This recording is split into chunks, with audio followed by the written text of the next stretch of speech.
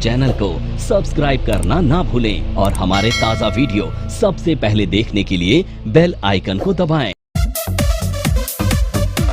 अनिल भैया जिंदाबाद जिंदाबाद जिंदाबाद। अनिल भैया जिंदाबाद जिंदाबाद जिंदाबाद। आपका मुखिया कैसा हो? अनिल भैया जैसा हो। आपका मुखिया कैसा हो? अनिल भैया जैसा हो। अनिल भैया को लाना है, भ्रष्टाचार मिटाना है। जगह जगह सब है काहे इनके ही हालाबा। जगह जगह सब है काहे इनके ही हालाबा।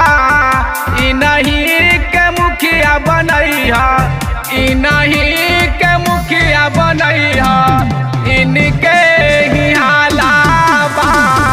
भैया अनिल के जितैया, इनके बोलबाला बा। अनिल भैया जिंदाबाद जिंदाबाद जिंदाबाद। अनिल भैया जिंदाबाद जिंदाबाद जिंदाबाद। आपका मुखिया कैसा हो? अनिल भैया जैसा हो।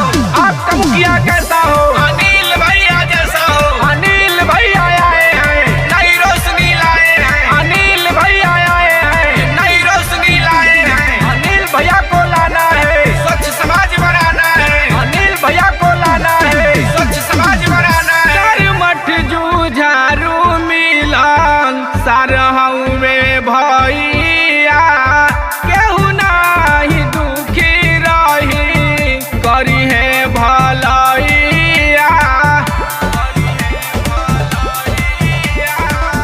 कर मठ जूझारू मिलन सरहु में भैया, केहू नाही दुखी रही, करी है भलैया।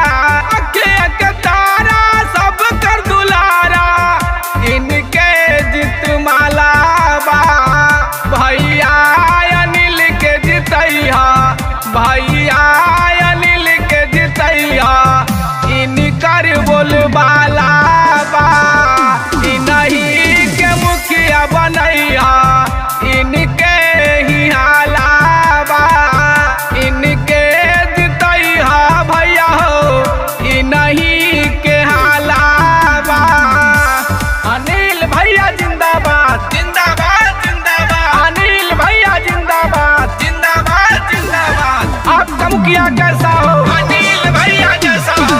आपका मुखिया कैसा हो? अनिल भैया जैसा हो। अनिल भैया आए हैं, नई रोशनी लाए हैं। अनिल भैया आए हैं, नई रोशनी लाए हैं। अनिल भैया को लाना है, स्वच्छ समाज बनाना है। अनिल भैया को लाना है, स्वच्छ समाज बनाना है। मुखिया गरीबवन के पेंशन बनवाई है, राशन का लोनी भैया सब कर कराई है।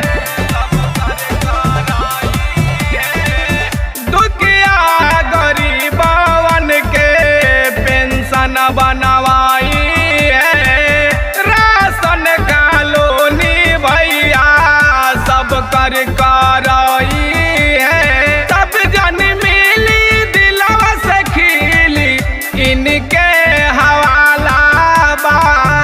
भैया अनिल के जितैया, भैया अनिल के जितैया, इनके ही हालाबा।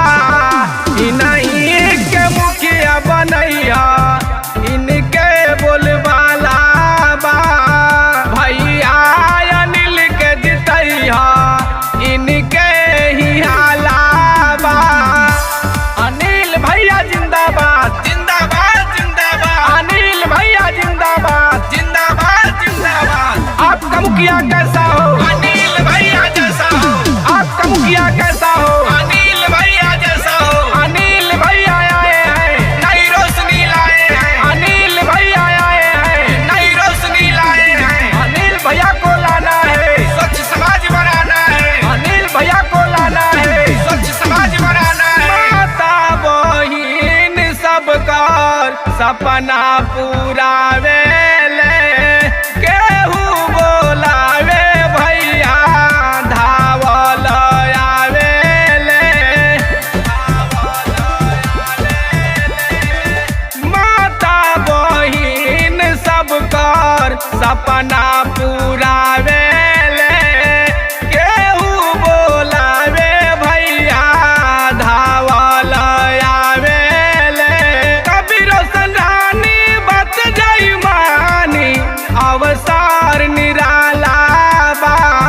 भैया अनिल के जितैहा, भैया अनिल के जितैहा, इनकर बोलबाला बा, इन्हीं के मुखिया बनैहा।